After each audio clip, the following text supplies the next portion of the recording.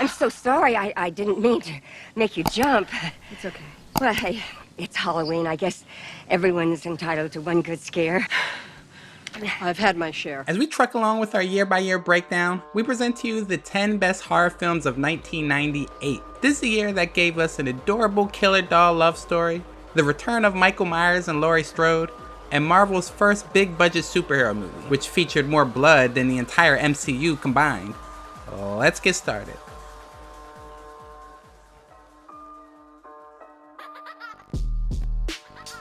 After Wes Craven's Scream resurrected the slasher genre in 1996, studios quickly jumped on the bandwagon and produced endless teen slashers to capitalize on the craze. For the most part, these movies were cheap imitations, utilizing the same techniques and dialogue as Scream and populating the cast with TV teen drama actors. Urban Legend is no different. In fact, it was perhaps the most shameless Scream ripoff of that era. The film follows a group of trendy, archetypal college kids as they slowly realize their campus is the stomping ground of a serial killer who patterns their kills after urban legends. In other words, it's Scream based at a college with a killer obsessed with urban legends instead of horror movies. This is by no means the pride of the slasher genre, but it does have its moments. At the very least, you get to see some obnoxious college students meet their demise in admittedly inventive ways. The executions consist of a hanging, a dog in the microwave, and a soda being replaced by chemicals to complete the old pot rock's death. It's certainly a flawed film, but it's definitely worthy of a revisit.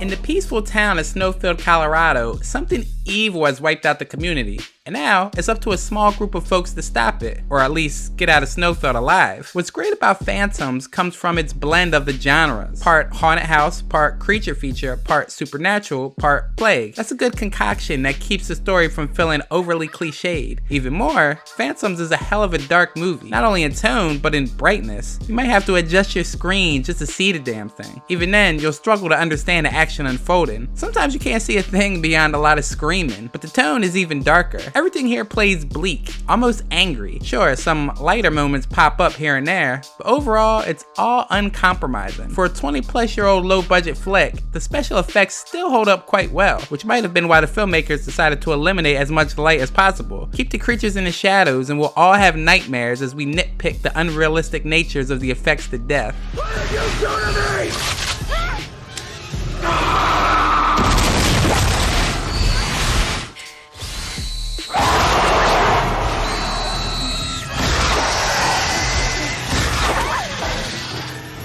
After the train wreck that was Halloween, The Curse of Michael Myers, everyone was surprised Dimension Films and Miramax had the gall to bring old Paleface back yet again. Still, bring him back they did, in a film made to mark the 20th anniversary of the original Halloween. And you know something? They actually did a pretty decent job this time. Perhaps realizing the previous film had become a confusing mess with a plot consisting of evil cults, a convoluted bloodline, adopted children, and Paul Rudd, Halloween H2O scraps it all and instead provides an alternative timeline in which the events of Halloween 4, Halloween 5, and Halloween: The Curse of Michael Myers never happened. Fun fact. The original working title for the film was Halloween 7, The Revenge of Laurie Strode. This time around, Michael Myers tracks down Laurie Strode at a private school where she has gone under a new name with her son John. And now, Laurie must do what she should have done a long time ago and finally decided to hunt down the evil one last time. Well, not one last time, but you get it.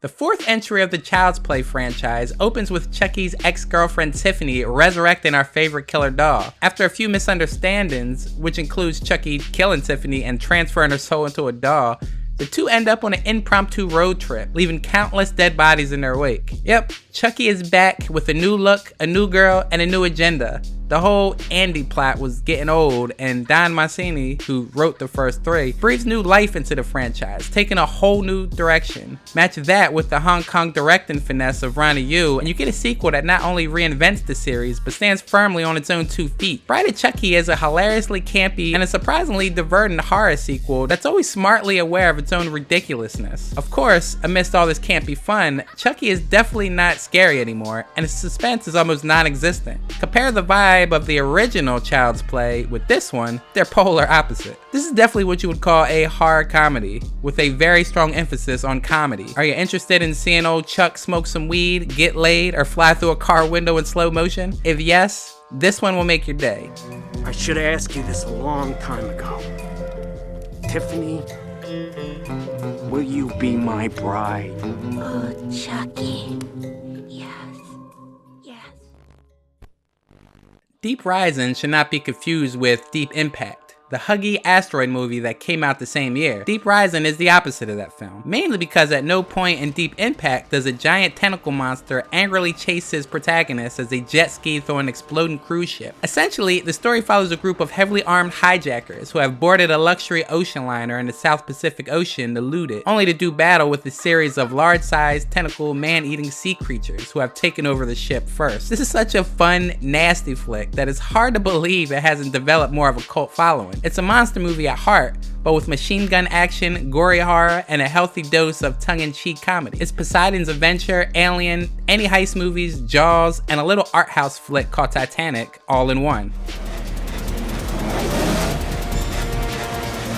Oh, shit!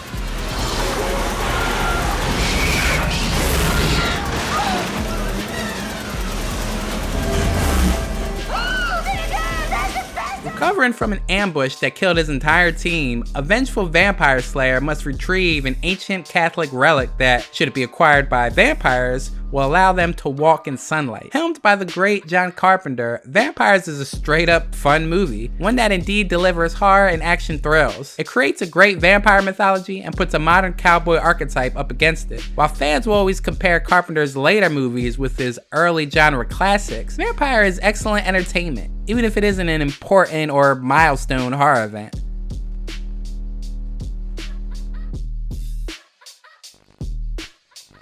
What happens when you combine Invasions of the Body Snatchers, The Thing, and basically every movie John Hughes has ever made? You get The Faculty, a horror tale set in a high school where the students suspect the teaching staff of being aliens who are intent on making the students their victims. In the late 90s, horror filmmakers have started to make movies that were more and more unlike the slasher flicks of the 80s. Once again, thanks in part to Wes Craven's Scream and other movies like it, horror films were moving towards a more clever formula by not only poking fun at their predecessors, but by blending in other genres like comedy, sci-fi, and even romantic comedy. One of the best movies to come out of that trend's 3 or 4 year window was Robert Rodriguez's The Faculty. Rodriguez was fresh off making From Dusk Till Dawn, and took a lot of the same formula that worked for that project into his new film. Indeed, The Faculty is a witty deconstruction of genre movies, and a good time.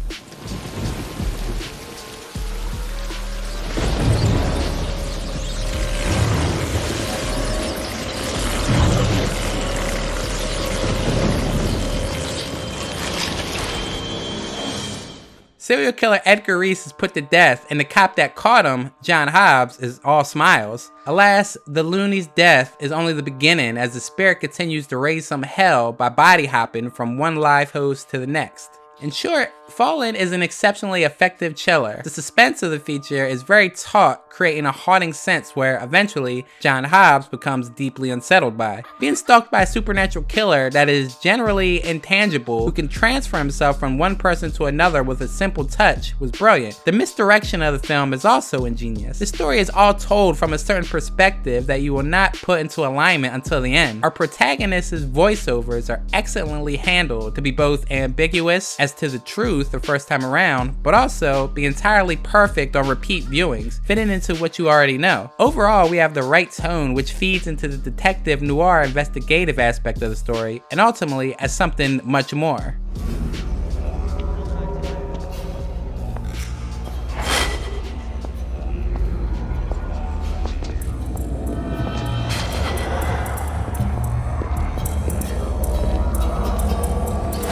Based on a Marvel Comics character with roots in Hammer horror movies and 70s blaxploitation cinema, Blade was released to the world and caught everyone completely by surprise. Director Stephen Norrington and writer David S. Goyer took the elements of the comic and created a taut, thrilling tale centered on a half-human, half-vampire stalker of the undead. Fans were treated to a horror-action hybrid that would lay the groundwork for the soon-to-explode popularity of superhero pictures. Though, with that being said, it's hard to imagine a film this risky being made today, without watering it down substantially. But with the overlooked original and its equally impressive follow-up, the first two features in this comic book franchise make for a great 1-2 punch of uniquely engaging superhero flicks. It's like a bad dream. There are worse things out tonight than vampires. Like what? Like me.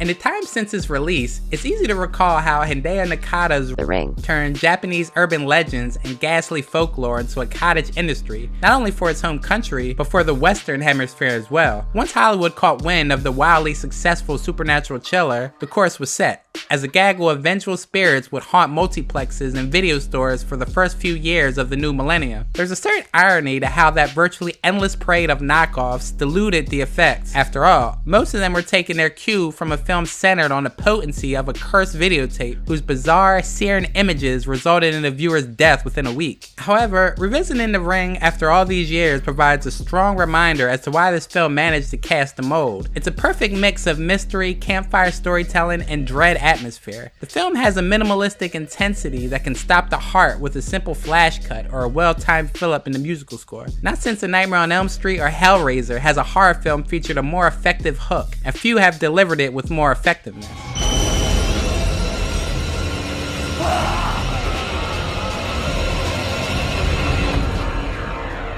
Once again, thanks for watching, guys, and don't forget to share your favorite horror film of the year in the comment section below.